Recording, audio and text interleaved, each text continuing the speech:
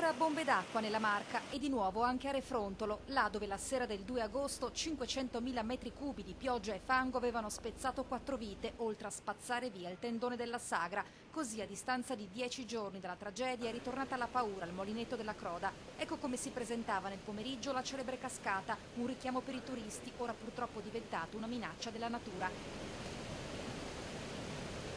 Immediato l'intervento della protezione civile, dei vigili del fuoco e della polizia locale. Un'altra bomba d'acqua è caduta oggi pomeriggio alle ore 16, il Lierza è ancora in piena, sta crescendo ancora, basta vedere anche la cascata alle spalle qui del mulinetto, quindi è una zona ancora pericolosa. D'altronde ieri sera c'è stata una bomba d'acqua e praticamente il Lierza è esondato sul parcheggio, causando anche dei danni su un callicio di corrente elettrica.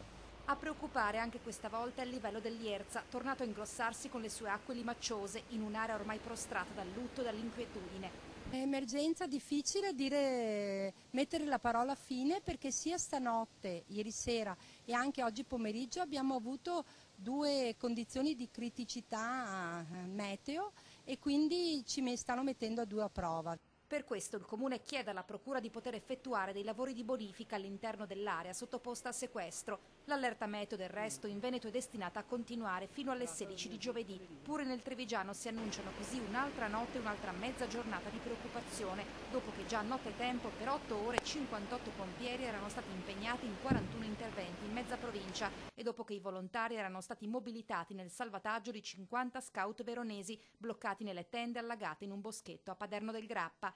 Diverse problematiche anche sulla pedemontana verso il Vittoriese, in particolar modo verso Sarmede, Cordignano e Cappella Maggiore. Grandinate abbastanza notevoli, qualche vigneto divelto e praticamente caduto giù, alberi anche qua stroncati in mezzo alla strada. E dopo la furia dell'acqua, la beffa del sole fino alla prossima bomba. Va così in questa pazza estate.